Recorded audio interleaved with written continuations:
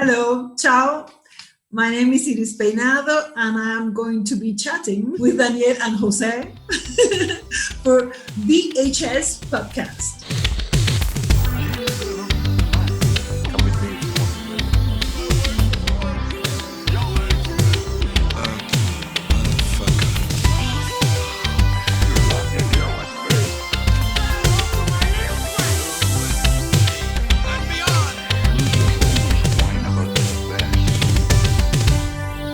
Depois de Steven Spielberg apresentar as mandíbulas do tubarão ao mundo e garantido que ninguém ia meter os pés dentro d'água no verão de 1975, os anos seguintes foram o período fértil deste subgénero de terror aquático, com um filão de série B, também ele desejoso de ferrar vítimas e manchar o mar de vermelho.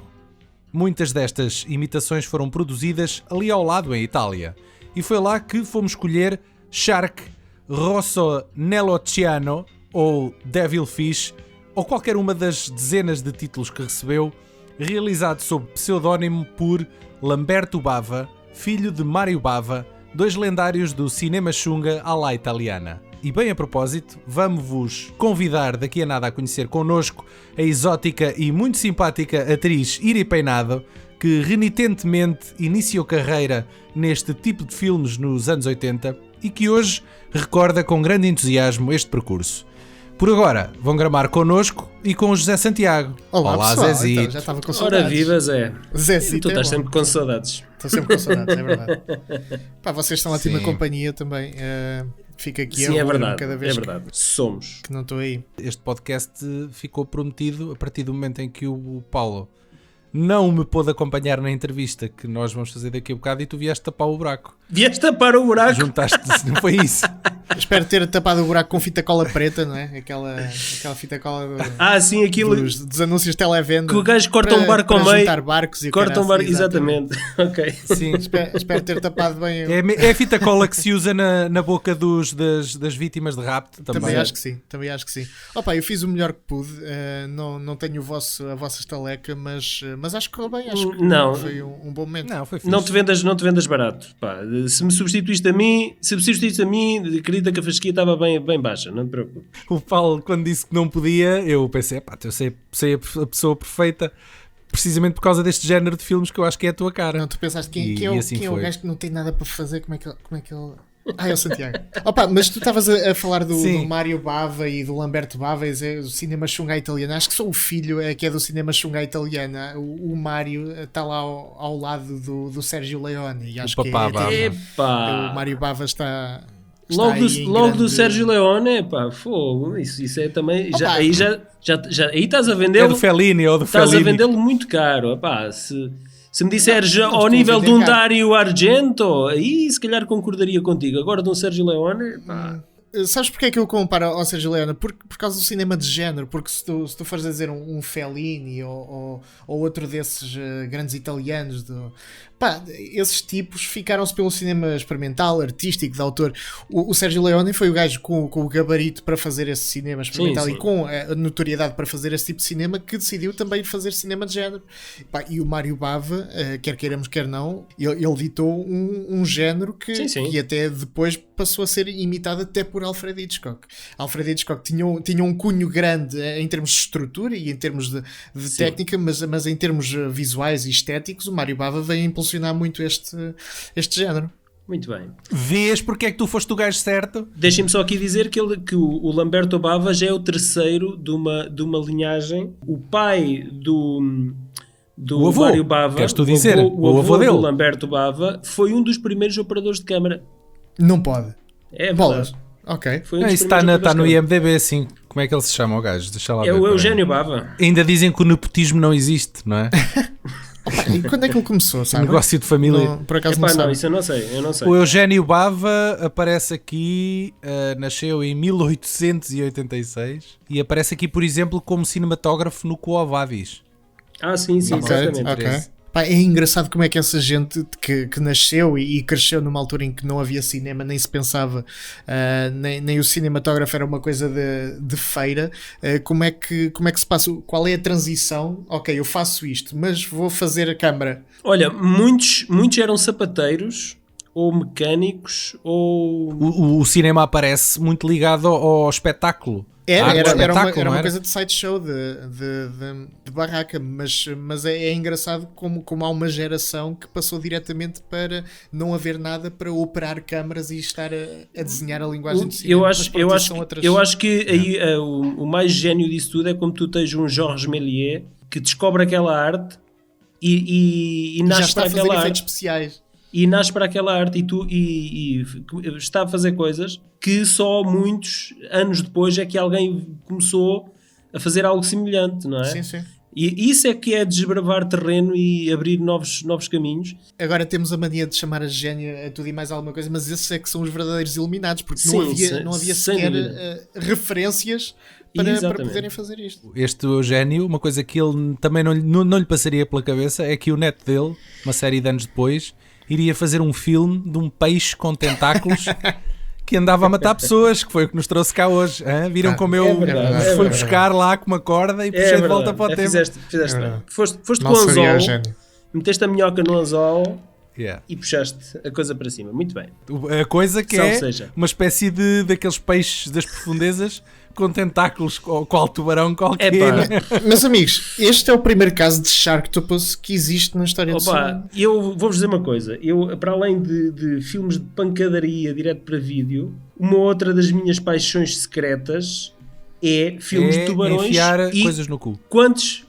Pronto, ok, Daniel. Isso foi um bocado despropositado, mas sei tudo lá, bem. Era um prazer secreto, uma coisa tua, mas desculpa, enganei-me. E é filmes de tubarão e quanto mais chunga e mais mau é o CGI, mais eu gosto, entre aspas, desses filmes. Mas mesmo os tubarões de agora, da Asylum e do canal Sci-Fi... Sim. Eu vejo isso tudo. Em relação ao filme de hoje, eu tenho-vos a dizer, olhando para a letterbox de cada um, para as críticas que cada um fez... Sim, eu também queria falar nisso. Eu fui o que dei menos pontuação ao filme. Meia estrela. O Paulo deu meia estrela. Dei meia estrela. Porque eu não consigo dar... Eu consigo objetivamente ver que um filme é mau, mas eu dou as estrelas pelo tipo de divertimento que tirei dele. Certo. Não, mas eu entendo isso, mas eu às vezes dou muito mais estrelas do que aquilo que eu sei que aquele filme merece, pelo entretenimento que ele me propõe, ou me proporciona, aliás. Sim, é uma balança, agora, não é? Neste caso, eu tenho-vos a dizer que... É das piores coisas que tu já viste? Não, está entre as piores coisas que eu já vi. Porquê? O grande problema deste filme são os atores e a edição. Estás a querer dizer que a nossa convidada é um problema? Olha que ela ainda vai ouvir isto, mas ela que ouça.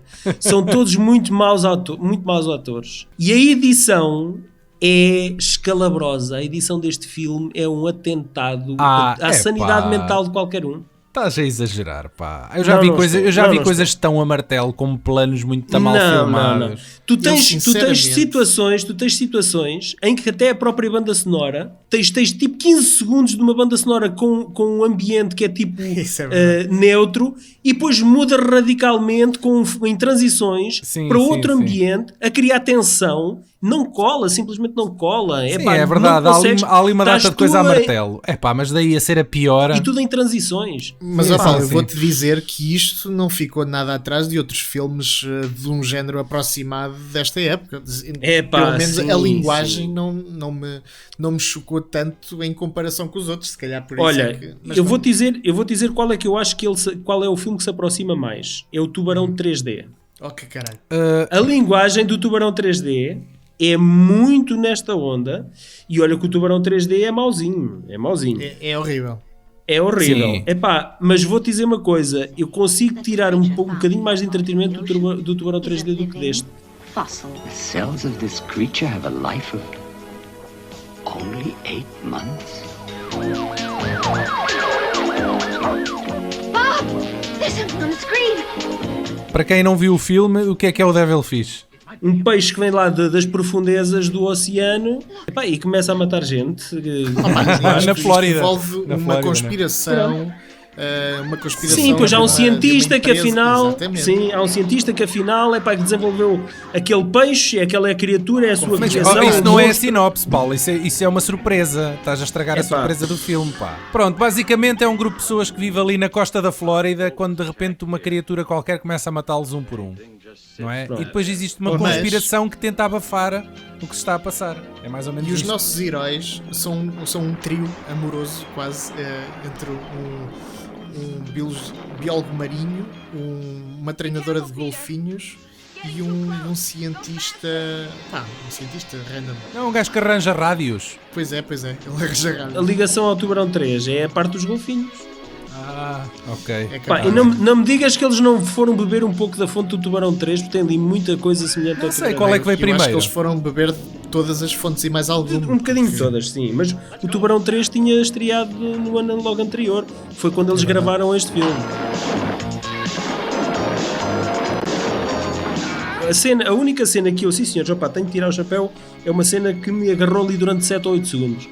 Que é Que loucura! quando o helicóptero issa um corpo, e o corpo do gajo está desmembrado das pernas sem para braços, baixo, não é? joelhos Está para sem baixo. pernas, ou Sem sem braços e pernas, sem sim. pernas, algo assim do género. É sem pernas, sim. Sim senhor, aquele shot está... É o único shot que eu tiro o chapéu ao filme todo. Os gajos foram buscar o helicóptero da proteção civil ou da proteção marítima, não é? Para estas sequências. Tens helicópteros, tem essa, e tem no final, no clímax do filme, quando eles... Mas isso até All os hell tomates assassinos tinham um helicóptero, loose, ok? de repente há helicópteros. Portanto, E as vítimas que estão a falar agora também são atores amputados, digo-vos já. eu já imaginava, não é? Quando tu tens Antes isso que bonecos, não é? Às vezes há cada boneco mais mal feito que um gajo apanha. Vocês toparam numa cena perto do final, quando o nosso herói é içado pelo helicóptero, que o gajo fica com o cu à mostra. Não repararam nisso? Eu não só reparei nisso, como há uma cena em que ele está a subir desenfreadamente do casco de um barco lá para cima e tu vês a tomatada por inteiro. Porque aqueles calções, por amor de Então, Deus. pera, tomates nessa cena, o cu na outra, bem... Se combinares o filme todo, tens um full frontal do Michael Sopkiw. Yeah, mas é que a cena é, num filme normal, eles diziam, corta, vamos ter de repetir esta cena porque o gajo ficou com o cu completamente exposto. Não, esquece. Estamos a pagar 500 euros a hora para ter aqui o helicóptero, é que nem pensar. E o melhor é ele nem saber o que aconteceu. Quando ele vir o filme já é tarde demais. Nesta altura não havia o ecrã de playback, é confiar no realizador e siga. Nota-se que foi editado desinspiradamente. Foi a despachar. Eu acho que todo o filme dá ter sido a despachar. Todo, então eu não posso valorizar uma coisa dessas porque é tão nítido que prejudicou imensamente o resultado final. Mas para tu veres a confusão que isto teve 7 escritores. Porque é que isso não me surpreende? Opa. Porque cada um escreveu uma página e disse, não quero mais. Não faço mas nada. temos também gajos míticos. Temos o Lamberto Bava, temos o Luigi Cosi, o Sérgio Martino e o Dardano Sacchetti. Isto é gente que... Eu não faço ideia quem é, mas... Faz-me só a confusão, é o Sérgio Martino estar aí no meio disso tudo. Como foi Martin fazer Dolman, um favor. sempre. Mas tenho-vos a dizer que o Paulo Branco entrou neste filme. Isso não é verdade. É verdade. Então. É verdade, o Paulo Branco entra neste filme a fazer a personagem Miller. É Paul sem O. Exatamente, É o Paulo Branco. É o Paul. Vai saber e se calhar é mesmo o Paulo Branco. Só que é um alias. É um Nesta alias. altura toda a gente tinha a mania de mudar os nomes, não é? Quem não mudou de nome foi a nossa convidada, mas eu fiquei um bocado triste porque o papel dela realmente é muito pequeno. Ela nem sequer chega aí para o mar, pá. Mas é dos maiores, daqueles que nós vimos sim, onde ela entra. É verdade, sim. Depois há outro, mais para a frente na carreira dela, onde ela já era a atriz principal, mas também não deu grande continuidade a isso. Mas sim. Opa, ela era muito diferente do típico de menininha que tu vias nestes filmes na altura. Ela era mestiça. E depois tinha os olhos verdes. Azuis. Ou verdes, sim, ou azuis. Tinha e tem. E a verdade é que ela dava muito nas vistas. Lindíssimo. O filme foi produzido pelo Max Pecas. Desculpa? Um dos produtores é o Max Pecas. Opa, e é um realizador francês. É realizador e produtor francês. Isto é apenas uma curiosidade. Que eu já vi alguns filmes dele. E ele é um Tinto Brass à francesa. Não sei se vocês sabem quem é o Tinto Brass. Estou ciente. Pronto, Calígula, talvez diga alguma coisa à maioria das pessoas. Mas o Max Pécas é o equivalente ao Tinto Brasse em França. Ele tem ali uma série de filmes da carreira dele que roçam quase o entretenimento para adulto. Aliás, alguns são mesmo para maiores de 18 anos. Então é mesmo borderline Tinto Brasse. É borderline Tinto Brasse. Eu, por acaso, não queria dizer, mas tenho aqui uma coleção de VHS do Tinto Brasse. Meu Deus. Eu pagava ouro por isso, digo-te já. Se quiseres, também vendo. Acredito. Por acaso, olha, estás-te a desfazer aí do... Isso é ouro, pá. Isso vale parece que está aqui a acontecer mercado negro. Não é? Quase. Mas o filme, a edição deste filme, a forma como está editada, faz-me lembrar a edição de um filme porno, pá. Não é que eu tenha visto filmes porno, mas fazem-me lembrar filmes porno.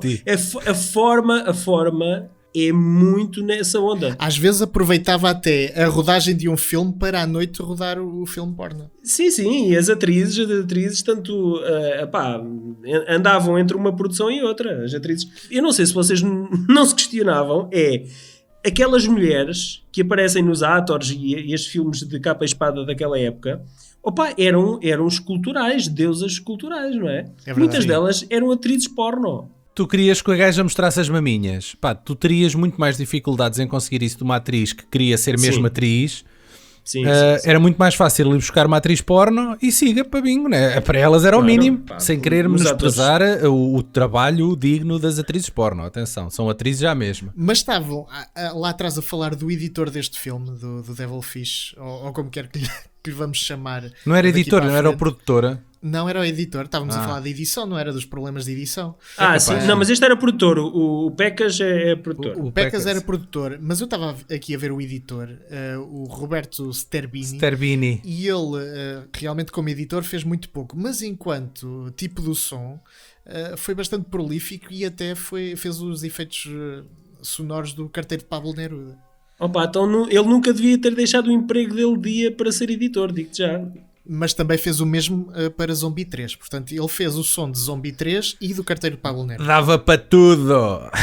Olhem, uma coisa engraçada. Este filme deu um episódio do Mystery Science Theater 3000. Para quem não sabe, isto era uma série que fazia audiocomentários em filmes, mas basicamente era a gozar e a cascar e iam buscar filmes chunga. Lá está, era os piores filmes que eles encontrassem, que depois faziam os comentários por cima. Por acaso vi... As últimas 2 temporadas são do Netflix, são produções originais do Netflix. Por acaso vi e deu-me gozo ver aquilo.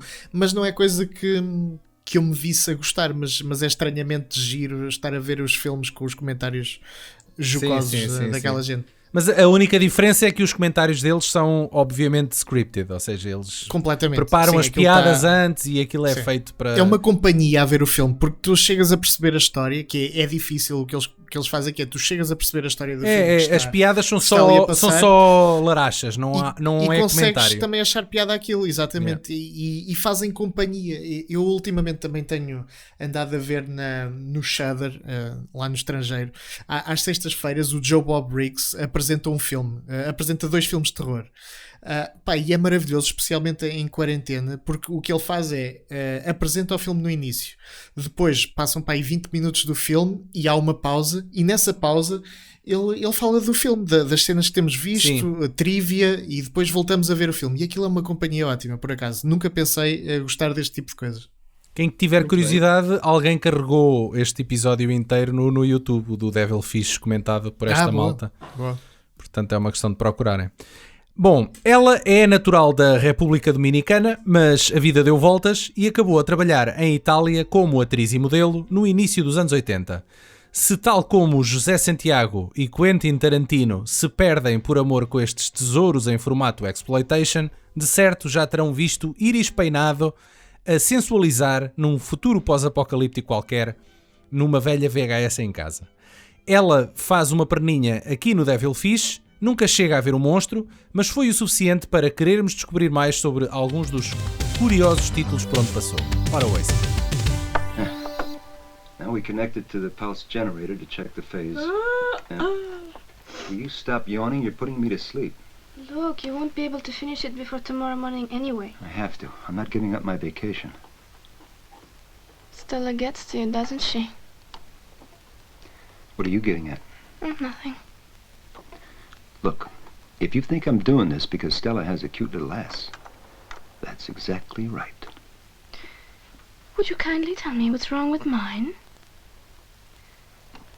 So explain to me what is happening, what we're doing. So this podcast is dedicated to VHS, so movies from the 80s and 90s. Some of the movies you've been in are some of the movies we like and some of the movies we cover here on our show.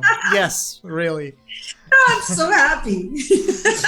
I film many films, and sometimes when you do your films, you don't know they're going to become something that people is crazy about after 30 and 40 years. That's the truth. Yes, that's one of the things, because you have made mostly Italian B movies, right? Interestingly, they got a better reputation and one like a cult status they probably didn't have back in the day, right? These movies, when they were made, to tell you the truth, I didn't even consider them B. You know, they were like action movies, more for CDs all over the world, you know, and the cassettes in that time were big and square like this. Some of them, I didn't even ever see them in the movies because they went out like Latin America and other places. So to tell you the truth, some of them I really saw them after, like the one of Castellani and another one I just saw them like when they came out in CDs later on because they were shown. That's actually one of the first questions that I think you said it nicely, but we can talk about it. It's the perception you had about making these movies, which are now, yes, B movies, but at the time it was genuine Italian action movies that were made for an international audience. So that was your perception, right? So no, we can talk about that. Depends, because each one of them was like different. Like Oceano Rosso with Lamberto Bava, that film I went to shoot it in Miami. And you know, I was working in that time with important Italian directors, Luigi Magna.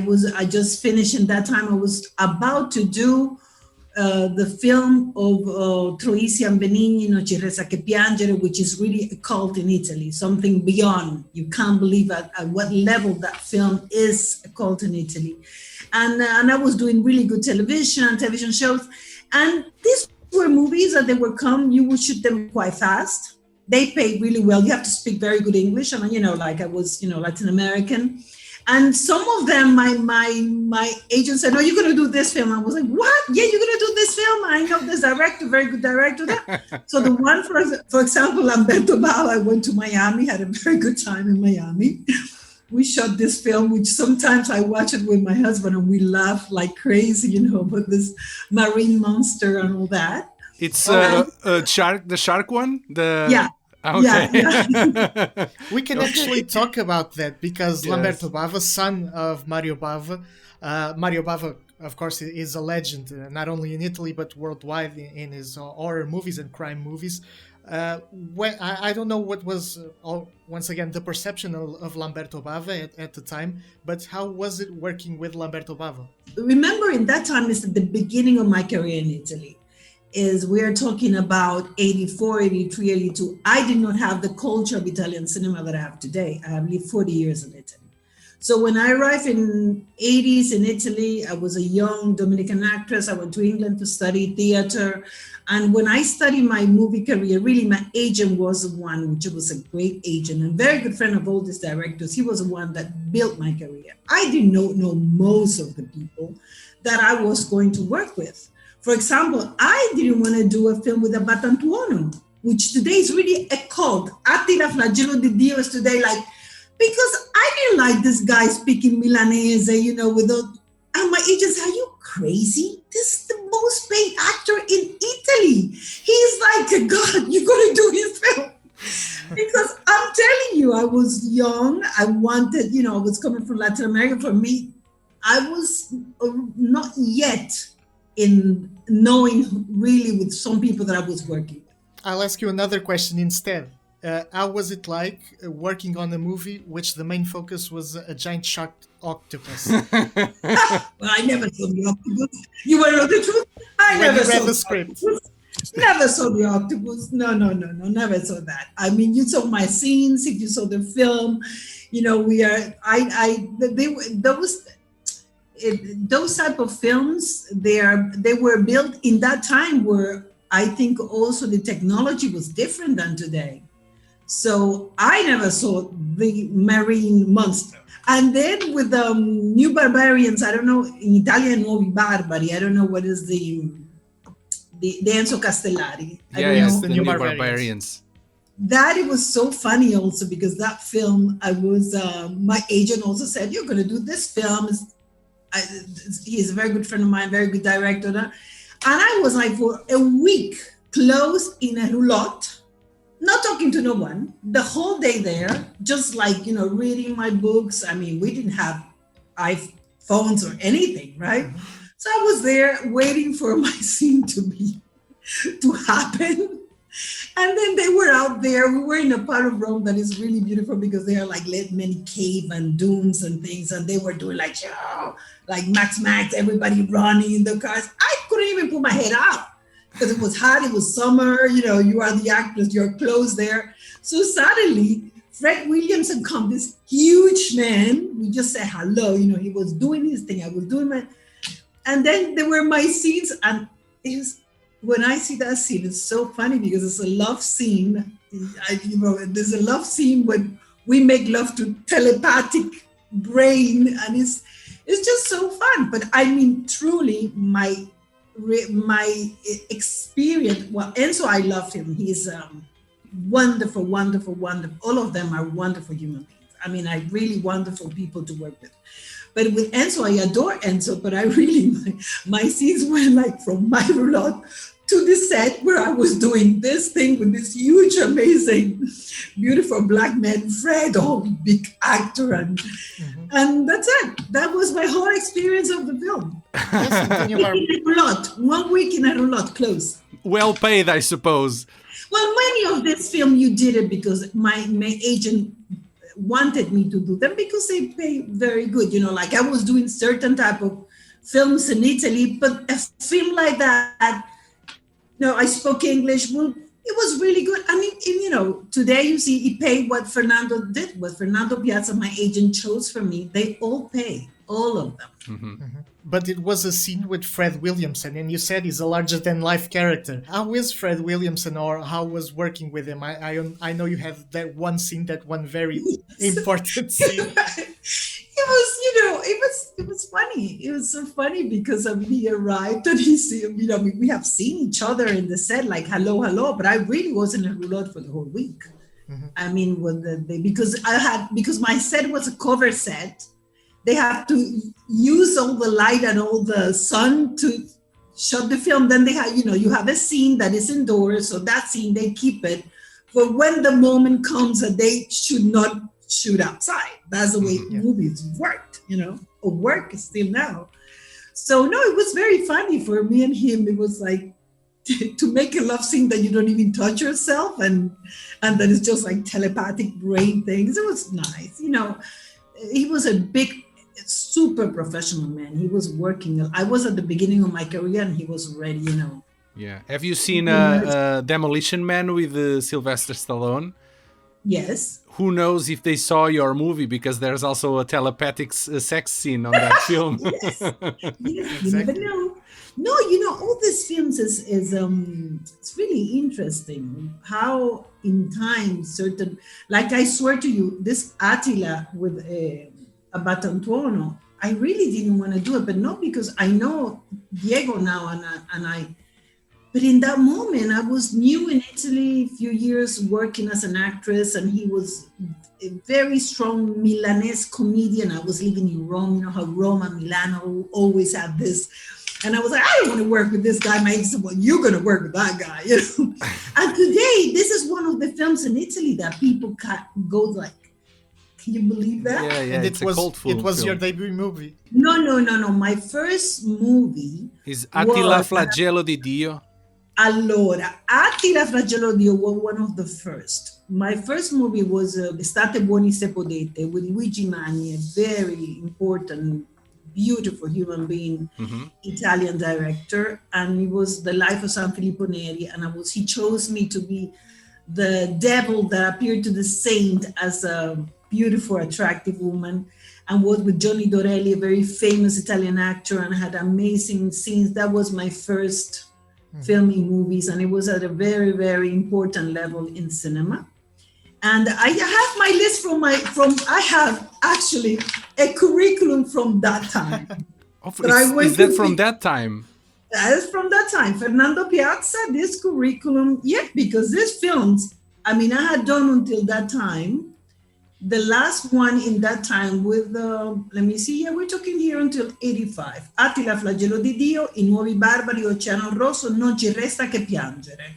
And I did Non ci resta che piangere in 85. So this is my curriculum until 85. Jose, I don't know if you have more questions about the shark one, because that's one of our favorites. About Devilfish, it's very fun, actually. It's a lot of fun. But I have a question about actually your co-star, which was Michael Sopkiw, which was the main actor in that movie. Michael. It's strange his curriculum, because he only has 4 credits, but all of those 4 credits are now cult movies, and he starred in all of them. He was the main character in all of them, and then he just left the business disappeared entirely. Poof.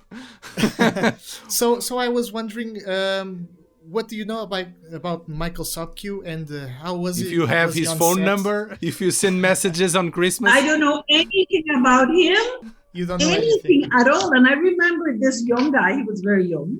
When you are a protagonist in a film, then you really get in touch with the whole master machine of the movies.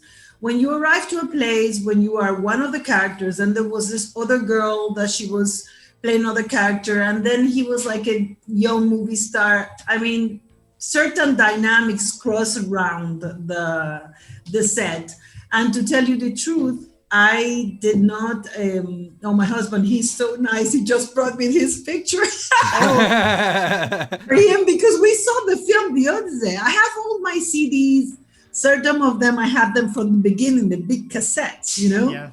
So we actually saw, my daughters found it on YouTube, and I actually saw the scene. That were really nice scene, by the way.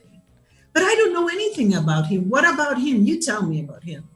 Yeah, I wish I knew more, because he only did those 4 movies. He was the main character in all of those movies, and then he just left the business. But you should have told me before. I would have had some information for you, but now it's too late. It's okay. Oh, you said something about Ancient Warriors. Ancient Warriors? Ancient Warriors, that's the one in 2003. No, Ancient Warriors is the one where you play the villain. You can talk about that one. You're playing a villainess, right? Yes. You're a bad girl. It was with Franco Columbro. Mr. He won the title of the Stronger Man. Come si chiamava quello titolo primo? L'uomo più Mr. Universe or Mr. He was Iron Man. Yeah, he was exactly. He was very, very good friend of Arnold Schwarzenegger. They started together. And he came to Italy to cast this film in Sardinia. We shoot this film in Sardinia. That was a beautiful experience, because I was, one of the protagonists. So I really lived the whole film, and I was a villain. Yes, it was really good. It was very interesting. All the actors came from the United States, and the director from Germany. And it was a beautiful experience. And it was funny, because I asked them, to all the people that took care of the, armory, I don't know how you call it, pistole, tutte queste cose. I said, you have to tell me in advance, you have to teach me well how to use arms. There was a moment that I had to take this gun and unfold this whole gun, and just put it back together as a real killer. So I said, please teach me how to do this and how to shoot. I am against guns, so you can imagine. So I would never in my life hold a gun. So I said, you have to teach me. Of course, they never taught me time, ever. So one day, I am in the set, and they go, Iris, vieni qua. Allora, si fa così. Prendi quello, metti quello, una cosa lunga così, with things. Yeah, the silencer, probably. Silence. So they show me all things in 2 minutes. So I go like, okay, I don't know. The scene came like, let's say, okay, the bad part is that we are watching the film years later, my husband, my little daughter, and I. Now they start to laugh like crazy because we shot this scene in a cave, and they're shooting me and I'm shooting them, and my husband says, "Excuse me," and I'm, "What? I look cool. I look so." He said, "Practically, because we never rehearsed a lot, me shooting, there is one moment, don't tell anybody. Swear you won't tell anybody." No, it's just between us. One moment that I shoot and I close my eyes. Oh, My husband was like, you're blinking.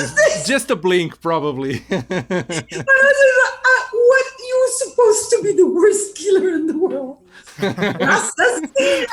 You can never get over the bang. You are out of bullets. You're right. But she's not. I want to know something about you. Why you two guys have specialized yourself in the movies of the 80s? Well, it's exactly why I told you that, because they have a very specific feel, and they seem like they have no boundaries that there are today in movies. But because today everything is very automatic and everything is very studied. And back in the day, in the 80s, 90s, even before that, there seemed to be more of the filmmaker in those movies, and more of the actors, and more freedom to try and experiment new things. That's why there are probably more original ideas in these movies, even the copycat ones, that there are today in big blockbusters. So yeah, I think that's why we are rediscovering these movies and finding a new appreciation for these movies, and that's why we waste our time with them. Yeah, that's a good explanation. You said something that is very interesting. These people, they were really filmmakers. They were authors. Mm-hmm. So they were really doing their film. They were really the masters of the whole thing. There was less interference. They directed it. They had their whole machine, and the quality was very, very, very good quality of a type of film that was done, for very specific reasons and for a very specific market. In that time, I remember cousin of mine said, "Oh, I saw your film, by the way, I think it was the Barbarian one, in Santo Domingo." And I was like, in that time, I tell you, Italian films were not going to Santo Domingo in the 80s, yes, Lina Vermeulen, Fellini, but not like, but these films, they went all over the world. All over the world. Today, you're a museum curator at the Rosam in Venice, Italy. What is this offering to the visitors? Okay, so it's not a museum curator. Okay. Correct me, please. Let me correct you. Thank you so much for searching for me. It was so much fun when Roberta sent me this email. I was like, oh my God, how beautiful. Also, I just went to Portugal the summer before our COVID summer, so 2019, and for the first time, my husband and my daughter is crazy in love for Portugal. She lives in LA, she's in the movie business, and she wants to live in Portugal now. And so when I told her that you guys were looking for, she was like, "Mamma, que emoción." Yeah, there's people in Portugal who actually knows those movies. Like, this is a sign of destiny. Oh yeah, it is. I am the vice president of Cultural Association in Venice. Okay. And we done events of art, and that when you call, when you send, it was because we did an exposition for a Dominican artist in 2019. And then this year, in fact, and I'm very proud to say this year now in May, we are opening the Dominican Pavilion for architect for the La Biennale d'Architettura in Venezia, and I represent in situ in Venice the Minister of Culture of my country, which is the commissioner of the pavilion, and it's an amazing experience that I am doing with Venice, with my cultural association, with my Dominican artists and architects, but this is aside from my career as an actor, and I am actually right now producing, not yet, but in the preparation of a Dominican film that we are producing, and many other things. Guys, you have to come to Italy. What is this? I know. You have to come. Yeah. And if you come, I will definitely meet you, and it will be a pleasure for me to.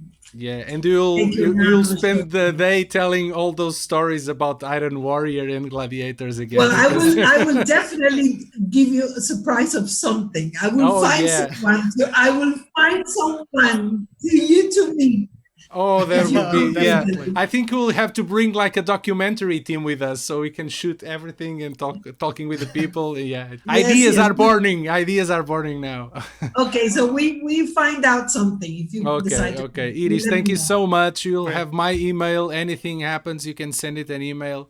And it was a pleasure talking with you. Have a nice day. Absolute pleasure. Thank you to your assistant and your husband for helping making this possible. Yes. Bye. Thank you so much. Tchau. Opa, uma coisa que aconteceu no filme é que eu deixei de a ver. A personagem dela desaparece. Desaparece. Assim, do nada. Yeah. Não há explicação, não é? Deixam de escrever a personagem dela, pronto, tchau. Foi quando mudaram de escritor. Ele veio com uma página nova. Era bastante proeminente até metade do filme e depois, puf. Andava a ser perseguida lá por uns gajos da máfia, não era? Uma coisa assim meio estranha. E de repente... mas sem conclusão. Porque não era importante. O que era importante era a criatura. E foi onde eles investiram menos. Eu normalmente valorizo estes filmes pelo empenho que eles empregam na criatura. Tudo o resto pode ser muito low budget, mas nota-se o production value, que o dinheiro foi para a construção da criatura. E aqui esquece. Aqui nem isso tu consegues. Quase não aparece. Aparece só uns tentáculositos de vez em quando e lá no final da criatura lembrou-me. Estão a ver no Ed Wood, quando vemos como é que eles fizeram aquela luta do Thor Johnson com o polvo. Ele tinha que andar ali a mexer nos tentáculos para aquilo parecer vivo. Era um bocado isso. É um bocado isso, sim. Os dentes parecem de uma piranha. Aquilo parece aqueles peixes das profundezas do mar, que são muito feios. Aquilo parece que alguém entrou pelo armazém adentro e diz: como é que vamos fazer isto? E vamos um bocadinho daqui, um bocadinho da lá. É assim um monstro de Frankenstein. Eu há um bocado acabei por não dizer qual foi o filme mais estúpido de tubarões que eu já vi até hoje.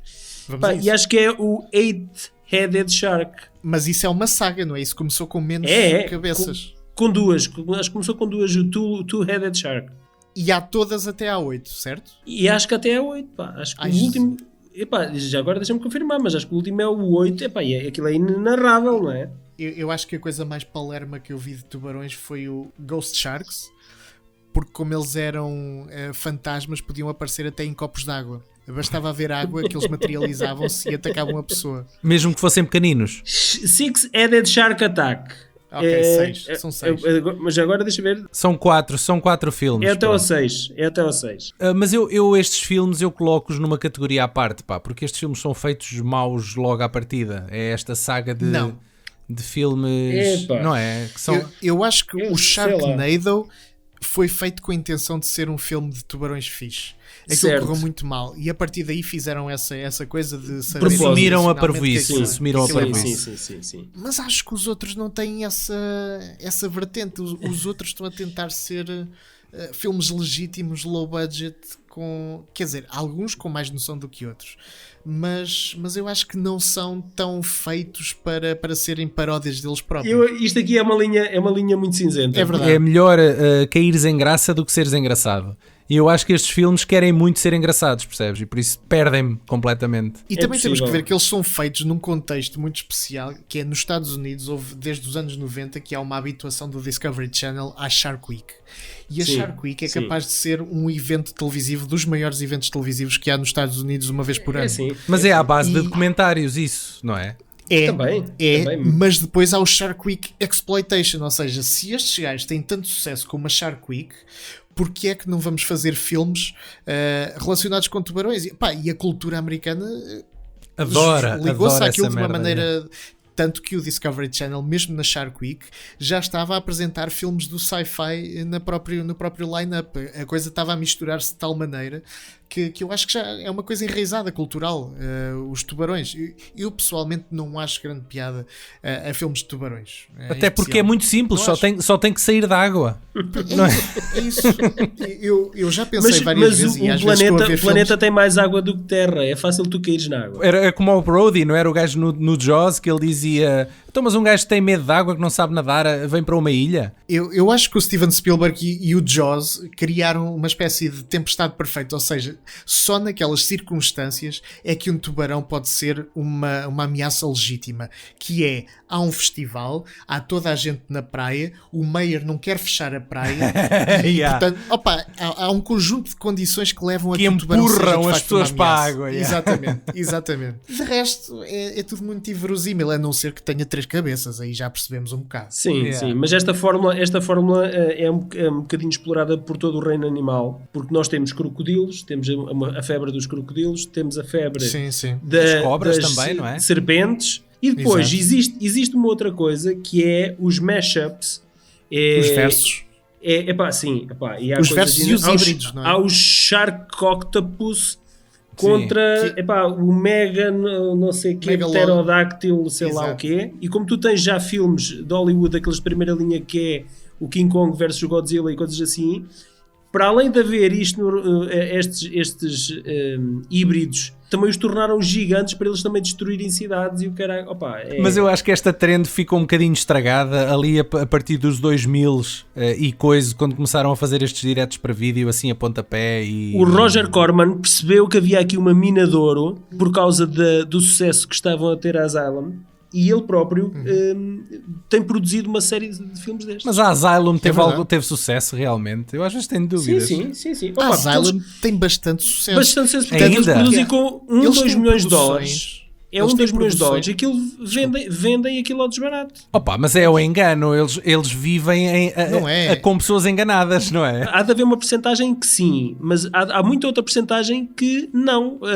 Que há muitos canais de televisão pelo mundo fora que precisam de preencher sinal. Mas eu acho que isso está pela hora da morte, porque as pessoas Daniel, eu vou-te dizer mais coisas da vida. Daniel, há produções da Asylum que tu não sabes que são da Asylum e são produções legítimas sem qualquer problema de produção. Olha, uma série de várias temporadas da Asylum é Z-Nation, por exemplo. Sim, está no Netflix. E que é fixe. Sabem aquelas marcas de medicamentos que, para venderem mais medicamentos, criam uma marca fantasma? Branca. É tipo isto, é o que eles fazem. Os produtos low budget deles estão a financiá-los para eles se tornarem legit. Esse tipo de caminho eu respeito imensamente. Acham que é uma espécie de trauma? Não, porque a trama é absolutamente desalinhada. Estes gajos são alinhadíssimos com Hollywood. Não há nada mais alinhado que estes gajos com Hollywood do que eles, não é? Porque eles têm os Transmorphers, eles têm o Thor, eles fizeram um Thor e fizeram I Am Omega. Que era o... I Am Omega, exatamente. Eles fizeram uma Suicide Squad que é só com vilões das histórias dos irmãos Grimm. Eles estão alinhadíssimos com aquilo que está a bater em Hollywood. Isso ninguém lhes pode acusar. A Troma quer ser anti-Hollywood de alguma forma, não é? A Troma quer ser anti-tudo. É quanto mais chocante, pior.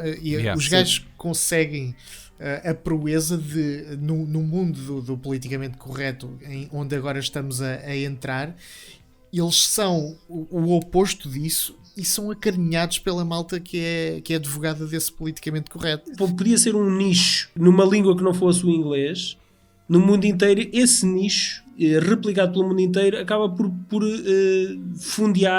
subsidiar a continuação da existência da Troma ao longo de várias décadas, não é? É essa a cena dos nichos. Os nichos podem ser pequenos, mas são fiéis e são uma base estável. E são uma base que, se calhar, obtém mais produto do que um consumidor casual. Por isso, é claro que há essa subsistência e há esse caminho para crescer. Bem, um podcast começou num peixe com tentáculos, foi um bocado mais deep.